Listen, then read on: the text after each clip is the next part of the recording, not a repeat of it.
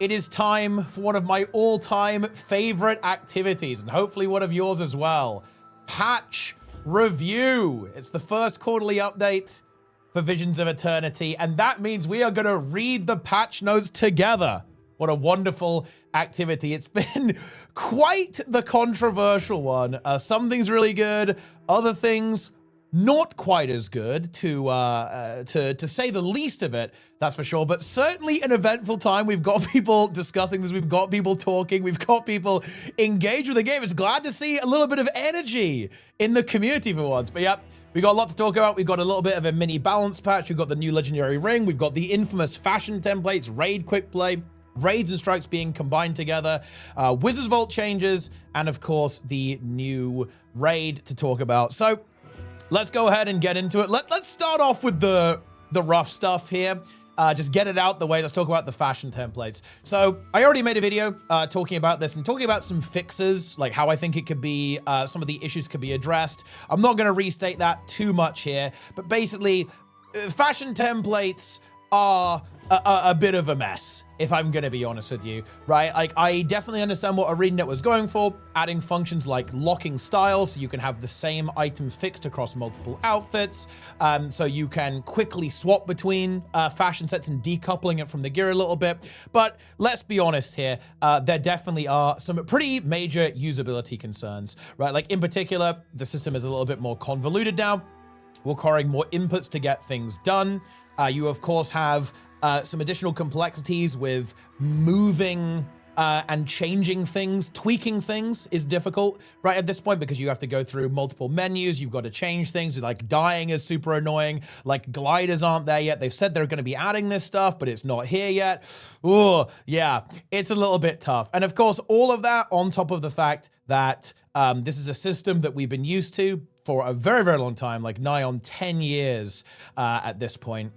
So we really are familiar with it, and it's really thrown people for a loop. And I think understandably so, right? There's a lot of criticism being thrown at the fashion templates for not really working as we intended. And honestly, people kind of want that old functionality back. And I think ultimately that is what needs to happen here, right? There needs to be some form of restoration of the previous functionality. I said I wasn't going to go over it again, but I will, I guess, a little bit. I think the real thing that needs to come back is the ability to directly modify the gear that you have on. Like, templates are absolutely fine, but they are not a replacement for directly changing what you've got on. So, oh yeah, I want to make my helmet blue. Oh yeah, I want to change my gloves again. Oh yeah, I want to toggle an outfit on a rough. These are the just little tweaks, the moment-to-moment tweaks that you do. Like, there was a YouTube comment that really put it well, right? Is that the fashion templates are designed for an in-depth, indulgent fashion session where you're kind of playing with stuff, you're creating crazy outfits and saving them, right? And swapping between them, right? In a variety of social scenarios. But what they aren't very good at is that moment-to-moment tweaking, right? You know, you've got a moment of downtime between a raid boss and, you know, you're like, oh, you know, actually, I want to put on that sword now, as opposed to what I had going on there. Like, oh, yeah, I want to put on this new helmet that I just found, right? Like, these little dynamic tweaks, that's kind of the problem that these fashion templates don't deliver on super well. Now, the good news is I do think it is fixable, and I actually do want to give some credit where it's due here, actually, with ArenaNet. Like, ArenaNet have actually been pretty active on some of the forum threads, and there's been some really solid community management there, actually. I definitely give a big shout out to Ruby, actually, for being engaged and saying, yeah, we hear you. And honestly, some really heartfelt and kind of grounded comments, actually. I love some of the comments regarding, like, yeah, we get it. Like, you guys are angry, you're frustrated, that's okay, right? Like, we're here, we're listening, we're reading the feedback, and we're obviously going to do our best to improve things, and I very much hope that they do. I'm expecting to see some kind of more formalized responses over the next couple of weeks, and with any luck, we can actually get this this situation resolved, right? And so the bonuses, like the upsides of the features of the, you know, the fashion templates can actually be given their room to shine without kind of raining on the parade of the functionality that the players have been enjoying for a long time. So yeah, and like, while we're on this topic, I do want to talk about the meta issue here, because obviously a bit of a disaster, let's be honest, right? This is a catastrophe, right? Like, this is not what ArenaNet wanted, right? Like, ArenaNet obviously has had a little bit of difficulty with the quarterly releases. You know, the expansion launches for Soto and for Jantho Worlds went pretty well, actually. It's just the quarterly releases where things went a little bit wrong. And they were really looking to kind of change that going into VOE. I think that was one of their big objectives. They really wanted to say, yeah, okay, we're going to take a little bit of time off, just focus on some systems on the first quarterly release, and then nail the content in the second and third quarterly releases. That's why we had this raid rework and the fashion system rework instead of content. But if you're making big swings with systemic changes, right, of course, it's either got to land first try, or you've got to have a pretty clear plan on iteration here. And the fashion templates just really did not land. And because this is such an important system, it's Fashion Wars after all, right? Like, let's be honest, they probably should have had some kind of beta system. They probably should have simply just added it on top of the existing system instead of removing the old one, right? In order to make sure that they could make these tweaks without disrupting the existing player experience. Right now, they're committed, right? There's probably not much of a going back situation, right? Because that's just how development works. It's probably not as easy as just like roll it all back, okay? That's just not viable from their perspective, right? Like financially or probably even tech-wise, if I'm being completely honest with you. So they're going to have to find some way to restore the feature parity in the game, but it sucks that it went this way, right? Like if you're a if you don't really care about the fashion templates, or maybe you really, really hate them, I think we can all agree this is a bit of a nightmare for the game, right? Like you don't want to have this type of animosity, this type of frustration, and you know, this kind of just, you know, unhappiness, right? Like regarding the game and about a feature that obviously people really connected with and really loved. So it's very unfortunate that it's gone this way. And I do hope that ArenaNet kind of think about their development process and how they introduce features like this to the player base in such a way that it's not set in stone, right? It doesn't actually go live. It's gone gold. It's in the game forever. And I think, again, some kind of beta system or maybe some kind of like very early feedback option, right? Or feedback, you know, methodology. So like, oh yeah, what do you guys want from a system like this? What would you like it to do? What would you like it to look like? This is what we've got so far. Kind of like they did with Push, right? Like Push was kind of handled this way with beta, like lots of feedback, right? And the elite specialization betas as well, of course. I don't know, again, how this would work technically on their end, obviously, but I do think that there are some procedural things that could potentially be improved. Obviously, a lot of other games handle this with a public test realm, right? Like, I don't think that's very likely for Guild Wars 2, but you can see the advantage of something like that, some kind of ahead testing so that players can give that feedback. And so the issues like this don't slip through. Like, it's very easy to overlook something like this. If you're a developer, you know, you're fully tuned into the system, right? Like, you know exactly how it works. You've got the muscle memory. You're really familiar with it. So I think it's very easy to overlook usability concerns because you know how it works. You've got the feel for it, but not everyone does. Users obviously don't because they'll be interacting with it for the first time. So it is important to have fail safes and ways to catch mistakes like this and prevent them from obviously, you know, turning into what we got here, which is obviously some pretty intense outrage about the fashion templates. And I think we could talk about this a little bit more, but I don't think it's really necessary at this stage. I think I kind of said my piece on this. You know, if you haven't got my point, if you don't understand my position by now, then I don't know what to tell you. Okay, you know, maybe I'm accidentally speaking in tongues or something.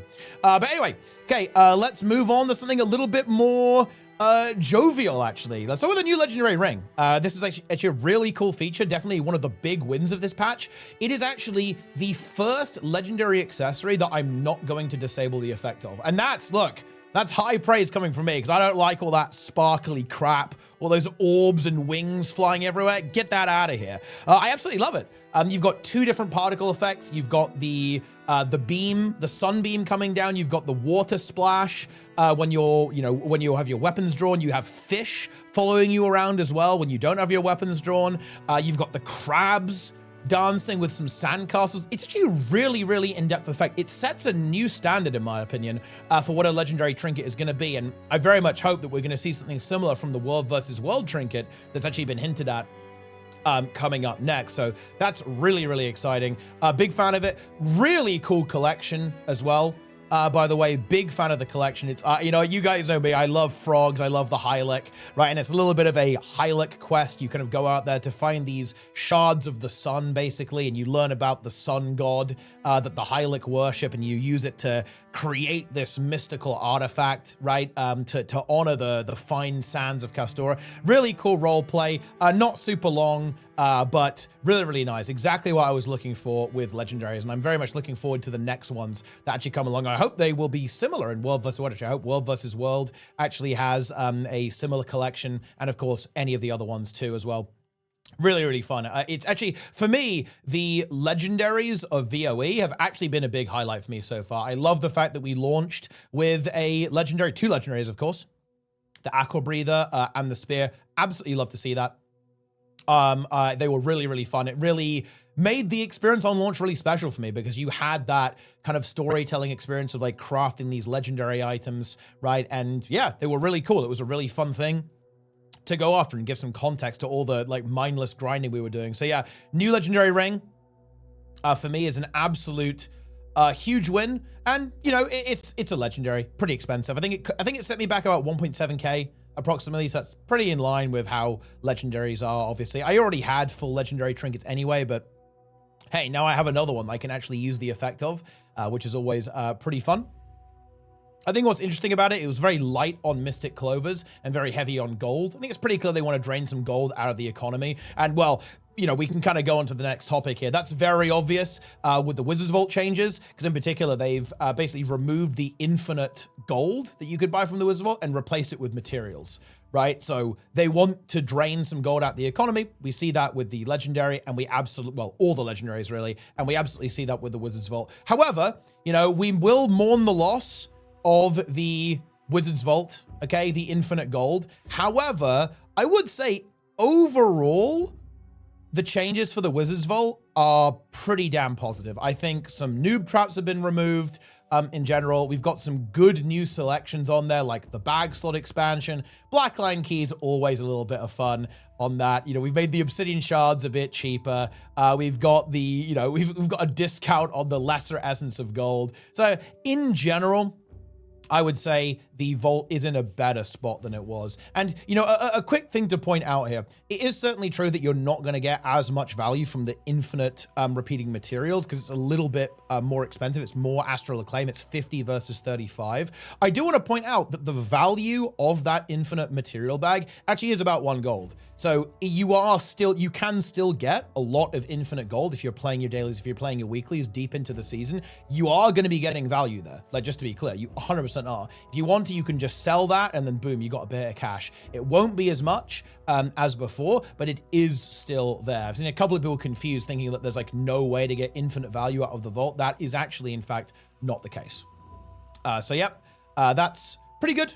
Overall, I would say, and you can see here the additions. You got the Blackline keys, the primers, Lucent Vault Crystal. That's another bit of cash that you can get there as well. And of course, the legendary luck. Okay, yeah, well, not sure about that one, but you know, that is in the mix. Okay, we love to see that. I can't believe they removed the World versus World jumping puzzles, by the way, from the weeklies. Like, those are one of my favorite ones to do, and now they're gone. And yeah, they shuffled a couple of things around, but honestly, who cares? All right. Moving on, let's go ahead and talk about raids. So first of all, let's talk about the new raid. Actually, really impressed. You know, the crab, legendary crab, Keela the Seneschal of Waves. Really, really fun fight, actually. Not the easiest either. It's probably not quite as difficult as Wing 8, I would say. It's a little bit below that in terms of its difficulty, but actually really fun. One thing in particular that I want to give a really big highlight to is actually the tanking. A big criticism that I've had of quite a lot of Guild Wars 2 raid encounters is that the tanking has felt quite sluggish, or it's been non-existent, right? Like, you know, Saros doesn't move, Dagda doesn't move. A lot of, you know, bosses just, you know, stand in the middle of the arena and do their thing. But this boss actually is pretty snappy. It's pretty snappy. It's pretty dynamic, pretty chaotic, pretty hectic, which I think really leans into Guild Wars 2's combat style really effectively. You've got a tank swap mechanic. You've got a counter. You've got a spread into non-spread mechanic with the bees. You've got ads that you've got to deal with. You've got stability to watch out for. Mobility is highly preferred there as well. You've got You got to chase these crabs around to kill them to prevent the storm. Then you got to run away from the crab while it chases you down. You got to make it eat the dead crocodiles, right? Really, really cool fight. Very much looking forward to the challenge mode on this. And what I appreciate about it is actually quite simple. It's not a crazy mental overload. Once you get the hang of it, it's honestly not that bad in my opinion. You know, I think that it's got, you know, it's tuned fairly appropriately for the power level of the current game. And yeah, I actually really enjoyed it. Like, I think that a lot of people right now are having some difficulty with it. And I will say that is, I think some of that is because there are some pretty brutal bugs. They are working on fixing those, to be clear, right? So, you know, good job on ArenaNet for that. But it did launch with some really gnarly bugs that made the fight way harder, including the boss, like, not slowing down when it eats the crocodiles. The hitbox on some of the attacks are just completely whack, especially a one-shot attack, which is really funny. There's a hilarious bug where the boss will come out of its intermission and start spinning around, and it will instantly kill you. It's not supposed to, right? But if you go too close, it will just eat you, even though it looks like it shouldn't. Stuff like that, right? You get the idea. But once those issues have been fixed, I actually think it will be a really solid, mechanics-oriented encounter that I think a lot of players are really, really going to enjoy. I think it actually stands as one of the better designed encounters in the game, actually. Like, for me personally, I would say it is better than a lot of the stuff in Wing 8. Like, Wing 8 for me was okay. You know, I like Greer, controversial take, I know. But I wasn't super enamored, actually, by Ura and Decima, to be completely honest with you. And yeah, Aquila is really good, I think. I really enjoyed the fight quite a bit. Big fan of the design. It kind of hits on a lot of the pain points that I've had with raid encounters in Guild Wars 2, which I absolutely love to see. I do have to point out a couple of things, though. Very weird that there are no achievements for it, right? I don't know what happened there, because we added a bunch of raid achievements that we're going to talk about next, obviously, with the, you know, the raid and strike consolidation and stuff like that. But it doesn't have an achievement for it. Not sure what's up with that. Hopefully they'll add something like that when they add the CM in later. And it is a bit unfortunate that it's not in Quickplay, right? Like, it isn't in Quickplay, which will be another kind of key thing that we're going to be talking about. But overall, I 100% give the Guardian's Glade a try. I promise you, you will not regret it. It is very achievable, and it's a whole lot of fun. So yeah, really well done to ArenaNet there. That's another, like, really strong part of this patch, in my opinion. And yeah, of course, look forward to the challenge mode coming up in a couple of weeks as well. We absolutely love to see it. Okay, so let's move on to the other changes that have happened with raids. And let's see, let's do the raid and strike consolidation first. And this is another, look, you know, you guys know me, you know I love Roy, right? And I've got to say, Roy absolutely knocked it out of the park with this. And of course, Darkbringer 2, who was also, I think, kind of one of the kind of principal developers on a lot of the UI changes that happened with raids. Like, you can go to any raid boss you want instantly. We've got daily raid bounties going on. We've got loads of new minis added. I didn't even know about this, but you've got minis added. You've got the Doom Sky Scale. You've got Lagos combat potions. You got Demos infusion, right? You've got crazy achievements for speed running all the raids on CM. Okay, that lucky noobs are up to right now. They just raided the stream while we're talking about this. They're up to doing that. I mean, it's just awesome. It is absolutely, yeah, you've got Raid God added in there. You've got, like, weekly Gamba for infusions from raids. You've got legendary insight sinks, magnetite sinks, infinite primers. I mean, seriously, like, I don't know what they're paying Roy, but it ain't enough. Let me tell you that. Like, I don't think I can even go through all of the really, really great stuff. Like, man, I wish we had this. I really wish we had this on launch, on the launch of raids. What a fantastic, this is a fantastic patch for raids. It really, really is, guys. Like, the LFG is more active because of the daily bounties, right? People are energized to try out these new achievements, right? And, like, farm all the AP. You've got the mentor achievements. You've got the undefeated achievements for every single raid at the same time. It's, like, really done a lot, I think, to actually help it. And it's built to last as well. That's the important thing. You've got these long-term grinds that people can go for with some of the achievements, the mentor stuff, the infallible stuff. You've got these skins people can chase after as well. And you've got the daily bounties. Like, one of the really big problems that Guild Wars 2 raids had is that, you know, you just clear, you do your full clear on Monday, right? You do your full clear and you log out. But now you've got a reason to log back into the game and do those bounties. And yeah, I think the rewards could maybe do a bit of tweaking here and there, but it really is the principle. It is the idea. It's the concept, and it's very, very good, I would say, with the consolidation. Like at the end of the day, you know, having raids and strikes was a bit weird. It's a bit confusing. Like, what is that? What's going on? And they haven't entirely consolidated all of them. There's still a strike mission achievement category, which is weird. Not sure what they're going to do with that. They're going to have to fold that into the raids tab somehow. So it is still a bit of a work in progress, obviously. Oh yeah, we haven't even talked about the leaderboards, right? Like the leaderboards are actually good. Like, you know, I was a bit worried that we're going to use the adventure system, right, for leaderboards, which were a bit scuffed, right, when it comes to convergences. But no, they absolutely nailed it.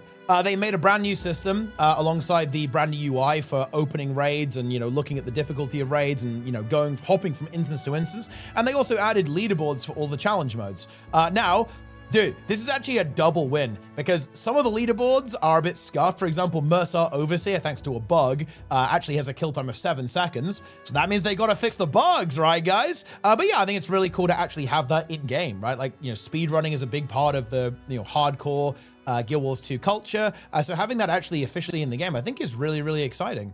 And I'm looking forward to, you know, teams actually caring about this and competing for this and just going crazy and like seeing some really, really fast kill times with this stuff. Absolutely, yeah, huge fan. I honestly have not got much negative to say really about all of the changes to the reward structures and the consolidation with strikes. Give it a try.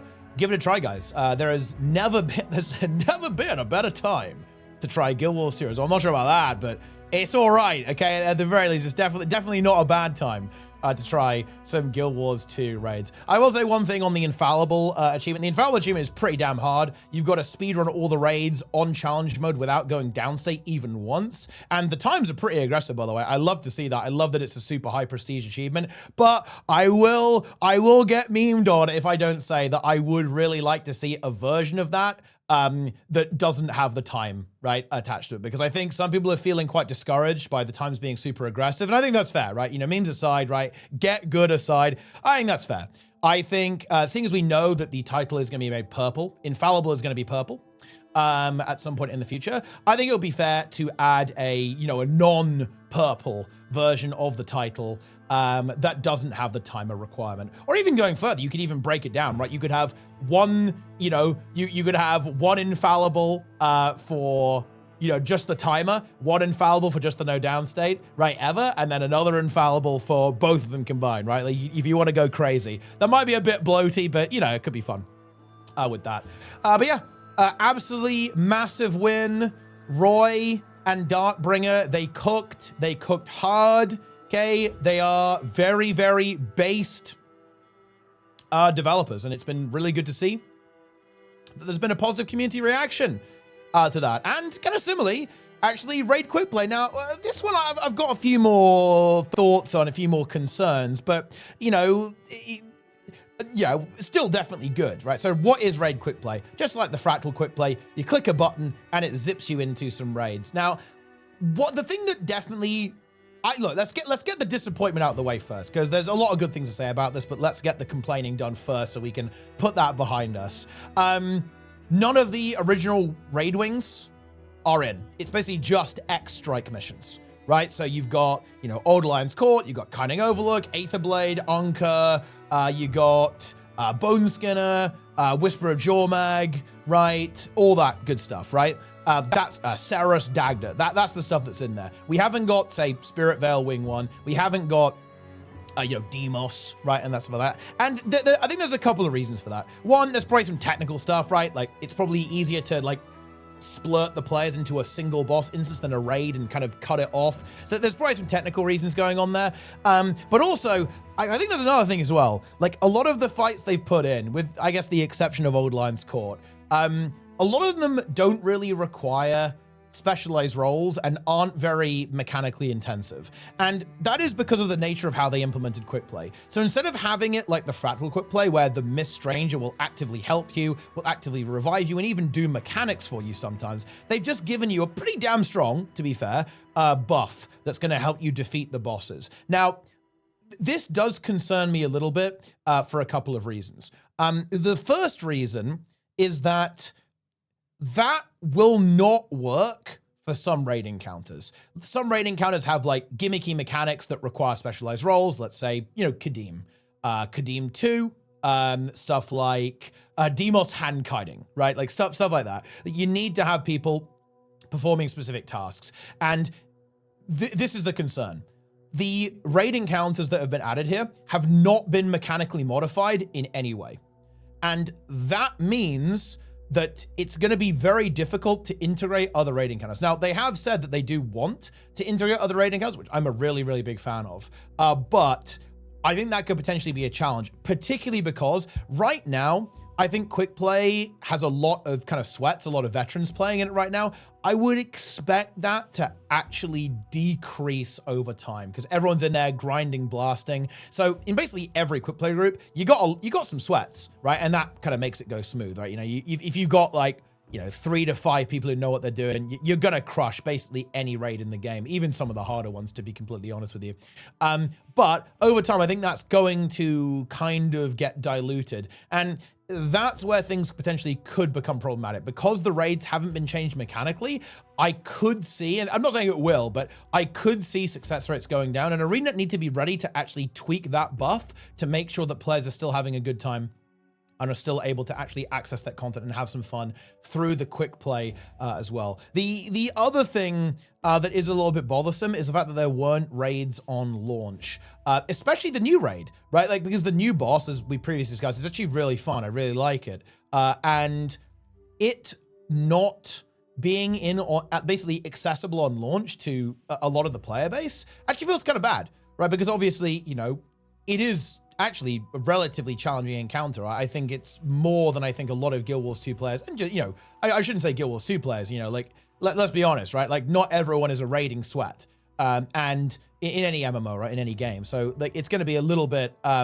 too much for the type of experience that a lot of players are looking for. So I think it's a real shame that those players potentially may not get to experience the Guardian's Glade for that reason. I would have really liked it to have been in there. And the same with the other raid wings, because the reason why I thought, oh, this patch is going to be really, really hype is because, oh, wow, all these players who have never raided before, they're going to get to experience raids, right? They're going to get to experience the story of the Spirit Veil, right? Like of the Veil Guardian all the way through to Zero. They're going to delve into the Bastion of the Penitent, right? To meet Ceros's big brother Deimos, right? And all of that really crazy stuff. But that didn't happen. And I feel like that does make this patch very content light. Unless, funny enough, unless you're a raid play, right? Because you've got all this raid quick play, you've got all these new achievements to go for, right? Like you've got the new raid boss to go after. So I think that is a bit of a miss. I would have really liked to have seen at least one of the raids been packaged in, because I think that would have been such an awesome story experience for players who haven't experienced that story. Because, you know, the strike mission bosses that are in quick play, they're also in the story, right? They're all story encounters. So they're not really novel in the same way that a raid would be, right? Right, but that's the complaining out the way. The good part is it's really, really fast. It's very accessible and it's pretty fun. Like the buff is strong. I haven't really had a lot of difficulty with any of the raids. Old Lion's Court control people a little bit because it's got some one-shot mechanics. And I think, you know, people have been reporting a little bit of frustration with that one sometimes because, you know, you can kind of troll your own team if you don't know what to do. You can basically, if you CC a boss at the wrong time, it can like one-shot your entire team, which is kind of funny, but obviously not ideal. You can, of course, recover pretty well. You can revive people when they're in full down state and a couple of other things. But yeah, it is at the end of the day, it is pretty fun. You can unlock all the new relics from it as well. That's kind of part of the reward structure in there. You've got a weekly category as well to kind of keep it burning and keep it alive over time. So there's always going to be people and hopefully experienced people queuing to get your bonus legendary insights and bonus whatever you can get out of it. So all that kind of stuff. But yeah, overall, I would definitely say it's a success, but it could have been a lot better, right? Like that's what I will say. It could have been a lot better. And I do have some concerns for its future, given kind of like where it's at and how it works now. In particular, when it comes to sustainability and integrating more complex encounters actually into it. Like thinking about how would you even adding the crab to this would actually be very difficult because the buff ain't gonna help you.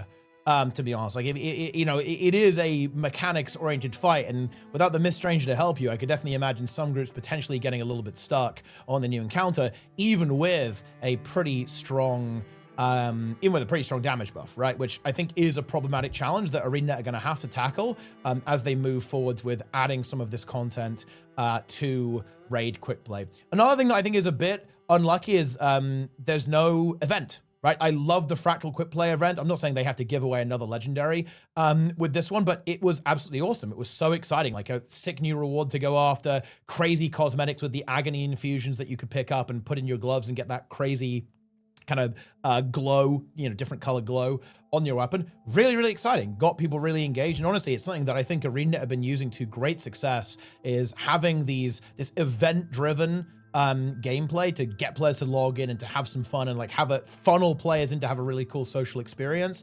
That not being here actually feels pretty bad. I think that's a bit of a missed opportunity, in my opinion, when it comes to Raid Quickplay. I would have really, really liked to see that. I hope they do it in the future. I hope that they actually do a Raid Quickplay event to kind of complement the Fractal Quickplay event, and honestly, more events like that down the line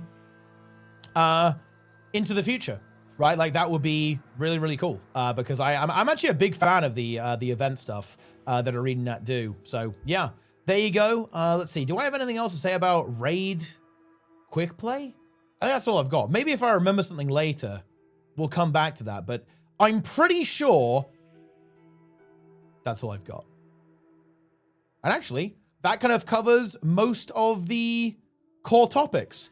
So we can actually talk about some of the other little minor tweaks, because there's actually some really cool ones too. And let's kind of go to this one first here in PvP. This is a big one, by the way. I think this is a really key frustration that many players have had, is issues with integrity on the PvP ladder. Really cool to see this arena trying to take some steps to address this. So here's the thing. Ranked Arena now requires all party members to have ratings within 200 points of each other. So I'm obviously not going to get into this, but it was possible to abuse the system with how the matchmaking works by queuing with accounts with very high disparity in rating. That kind of happens, yeah, because it kind of averages out your rating basically, and then just like boop, throws you into the matchmaker, and because the low population is there, it leads to really weird and wacky results sometimes, and among other things. Look, trust me, this is a rabbit hole you don't want to go down. Just like cover your eyes and don't look, because trust me, you don't want to know. But basically what they're trying to do here, they're trying to prevent match manipulation and abuse of the matchmaking system to get easier games, to get a higher win rate, and therefore to get a higher rating. Basically, illegitimate ranking.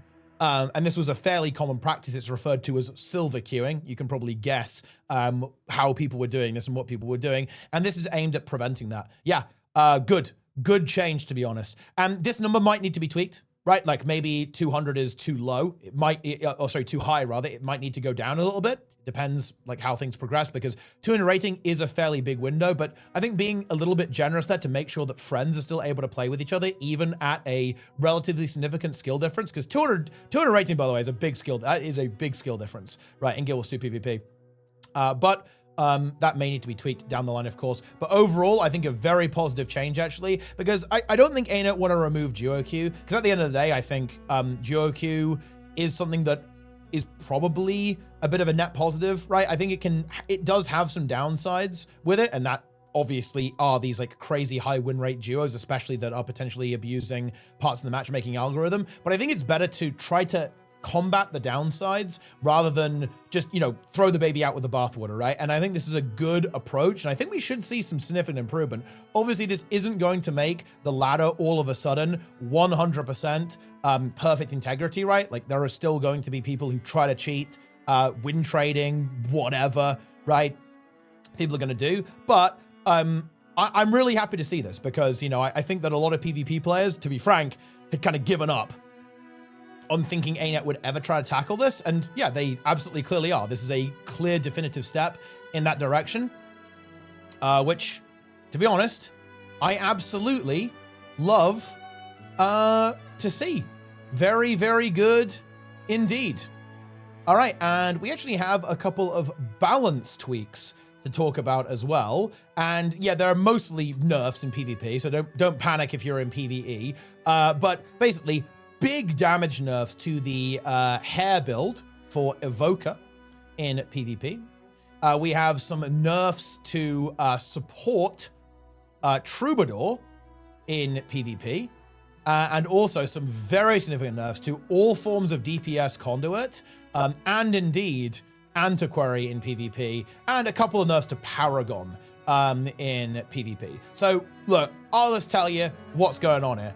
Antiquary's pretty dead. These nerfs are quite brutal. Big damage nerfs across the board. This was already a build that it was weakened significantly with the kind of the last balance pass, but was still very strong. It was a potential meta build for sure. However, now, yeah, okay, oof. Yeah, this is a little bit of a rough one. These nerfs are very significant, massive damage reductions across the board and sustain reductions because we don't have the Canuck coin toss, so you're getting less initiative, right? We've got an internal cooldown on Scoundrel's Luck as well, right? And of course, there was a kind of a bug fix with Possessive Hoarder that was using incorrect barrier values. It was using too much barrier, and the might is going down as well, which is also another damage nerf. So this build is kind of off the table. Like, it was a pretty unpopular build. It was a bit obnoxious to play against, so I don't think many people are going to miss it, except the people who played it and love trolling people. Is it still playable? I mean, obviously, right? Like, you know, it's not an unplayable build, but I think it's like decisively out of the metagame right now. Can't be, the same can't be said for Warrior, by the way, so don't worry, Warrior mains, we're still cooking. We absolutely are. Support Paragon, still absolutely amazing, right? Like tanky, great boons. One thing that's great about Paragon, and I kind of like this, is that it's a very aggressive support, right? It's very mobile. You're leaping around all over the place. You're giving your allies crazy might uptime, insane amount of damage to your team is basically coming out from this build as well. They kind of nerfed the 1v1 build, to be honest, a little bit more than the support build. Support build is still very, very strong. The 1v1 build, by the way, is still really potent as well. It remains to be seen if it's going to end up being in the metagame, but it's a really potent force in the meta right now. So if you love your duelist strength defense, spear, greatsword, Paragon, then you got some good news. You are still cooking with that one, let me tell you that. And similarly on Conduit, it's actually crazy. Like, it is so funny.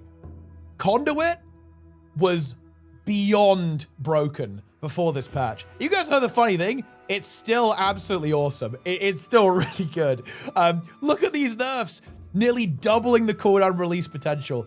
50% cooldown increase on Cosmic Wisdom. Endurance getting slashed here as well. Energy getting slashed. Healing getting slashed. Boons being made inferior as well. Resolution instead of stability, right? Like, boom, boom, boom. Big nerfs across the board. And nobody panic. Spec's still awesome. Power Rev is just owning right now. Condi Rev is still an absolute demon to deal with very appropriately. So don't worry about it. You are still absolutely looking good. But it has actually made a bit more room in the metagame, right? Like, in particular with the Evoker nerfs, like these two things combined, there's actually a lot of room in the meta. Combined with the recent Zeal rework on Guardian, Luminary is back on the menu. Luminary kind of fell off a little bit when it got its like pretty hefty round of nerfs a while back. And support Luminary, I think, is still quite mediocre.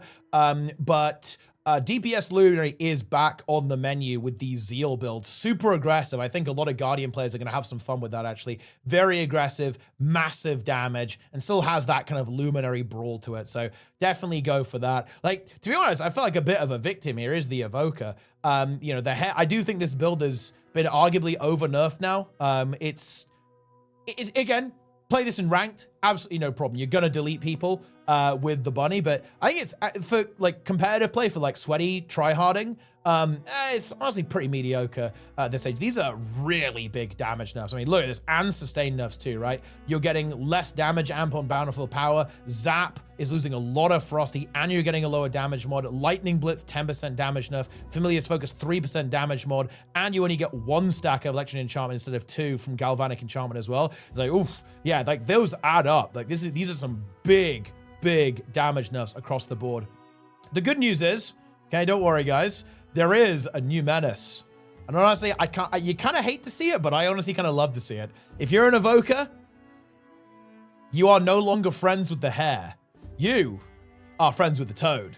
Yeah, Toad Evoker is a menace right now in PvP. Load up the Toad, Dagger Elementalist as CMC intended, and you are going to be an absolute fiend on the side nodes in those 1v1s. One of the strongest duelists, very hard to kill, great mobility, great cutting potential, and also really gnarly in the 1v1 as well. It's a very brawly, sustainy, healy thing that can delete a team fight still with the elite from the Evoker. So yeah, that's the news there for the Evoker enjoyers. And you know, Troubadour, honestly, I feel like Troubadour's just having a bit of a rough one. I think it was already struggling a little bit in PvP when it comes to the support build. And I think ArenaNet were maybe a little bit worried about hybrid Troubadours, because there was this moment where people were like, oh, hold on a minute. You know, we can do the Chrono thing again where we run double Heretic. But that didn't end up panning out. But yeah, ArenaNet wanted to make doubly sure that wasn't going to happen perhaps with these nerfs there. Like, and yeah, Troubadour, to be honest, there's just so much damage. Like Troubadour, I just don't think it lives in PvP right now. Like, you know, even though we have seen these nerfs, the thing about the conduit nerfs is that the numbers haven't really gone down. They just happen less often, right? So you're still going to get absolutely atom bombed, right? Out of nowhere as this thing jumps on you. And it's kind of the same thing with the Luminary. You're still going to get so much damage. Same with the Gale Shot as well. Gale Shot doing so much damage right now. It's still going to be really, really strong. And I just don't think Troubadour can live it.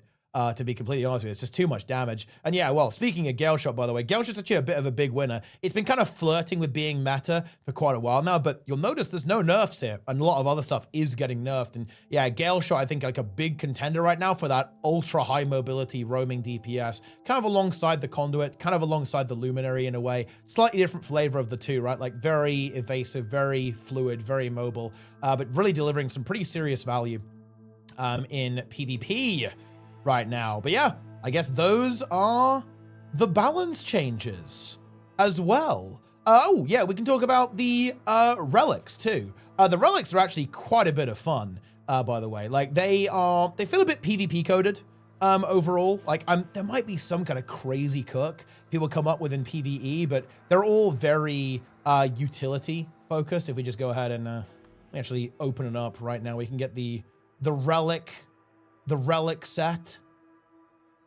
Where is it? Visions of Eternity set 2. So you can see here, there's a couple of crazy ones. Relic of the Alliance, using a signet skill, recharges other signets by 1.5 seconds. Relic of the Coral Heart, you kind of get a AoE retail effect when you use a healing skill, which is pretty cool. Relic of the Fog, this one is mean, okay? Basically, whenever you dodge roll, the next time someone hits you, it's like they've got weakness. Really strong, interesting effect. Relic of the Forest, you fire bubbles out and CC people. Relic of the Nautical Beast, you have a tidal wave. This one, I love the ones that are oriented around combos, and this is another one. You do healing and damage whenever you combo a water fill with a leap finisher. And Relic of Shackles, also a fairly interesting one, actually. You kind of shackle to people and then CC them and reveal them if they are still attached to you after a while.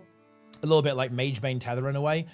Similar effect, obviously, to that kind of thing. Yeah, so some really fun ones. Again, I think bit PvP coded. A lot of people are messing around these things with PvP. I could imagine something like the Relic of the Nautical Beast ending up in PvE somewhere. I'm just not sure if the build exists for it as of right now. Kind of similar to Steam Shrieker. Steam Shrieker, which is kind of similar to this, found its value on Scrapper builds. Condi Scrapper builds, of all things, actually. Really, really fun stuff with that very niche relic where you kind of do a combo and you get burning through a water field. And that just synergizes well with Engineer. But yeah, overall, I actually like the direction they are taking with these relics, actually, because they are very much not just, oh, look, it gives you 7% damage. Oh, look, it gives you, 10% healing, whatever. It's a little bit spicy, a little bit more interesting. I think that these are the type of relics that I think can make the game flavorful and a little bit more interesting. So I am a big fan of that. We love to see it. And I think that is just about it, if I am not mistaken. Did I miss anything? Well, I do remember one thing. This is kind of fun. ArenaNet have teased that there is a World versus World update coming, and they're kind of teasing that it might be the making winning meta update. There's going to be a change to how war score works. This could be a really, really, really big deal, because I've been saying this for a while now. the world versus world restructuring system is kind of half done. We've got the matchmaking system, but there's no game, right? Like, it's still the same. We're still like noodling around, just doing nothing.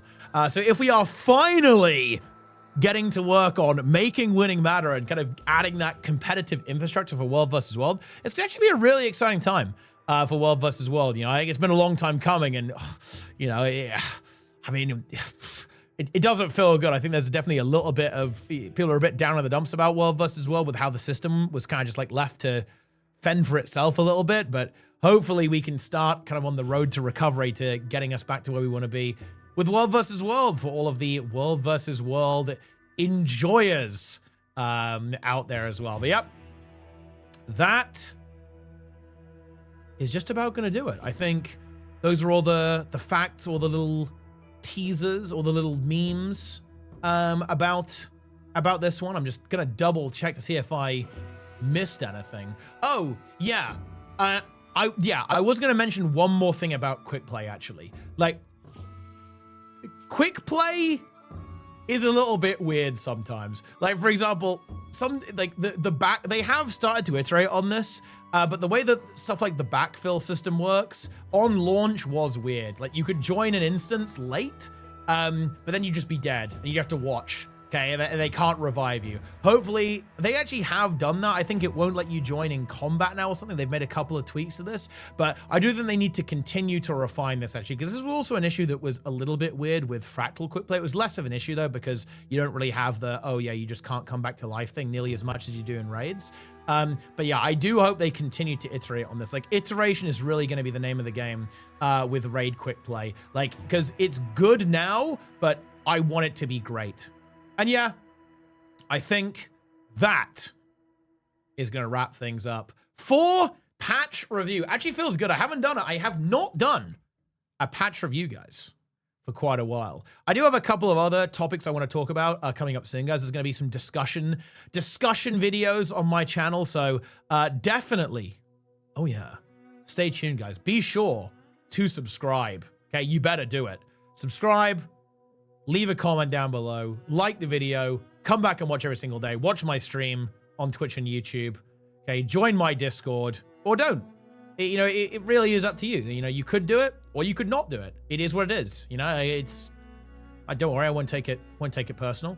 But yeah, that's gonna do it, guys. Hope you enjoyed the video. If I missed something, let me know. And seriously, if I missed something, let me know. I will give my opinion on it. If you want me to give my opinion on something, you should leave it in the comment and I will give you my opinion, okay? But listen, watch out, okay? I won't hold back, okay? We're going all in, okay? But anyway, that's it. Thanks for watching, gamers. Hope you enjoyed it. Leave your comments, okay? Let me know what you think of my opinions. Let me know your opinions and your opinions on my opinions, okay? And then I'll give you my opinions on your opinions of my opinions, okay? It's going to be a grand old time, guys. We can have the infinite Ouroboros of content in the YouTube comment section to feed the algorithm. But anyway, that's it. Shout out to YouTube, Aboba, Heimlich Maneuver, Magrest. That's going to do it for me. Thanks for watching. I'll see you next time. Oh yeah, buy the game using my referral link. Ha ha ha ha.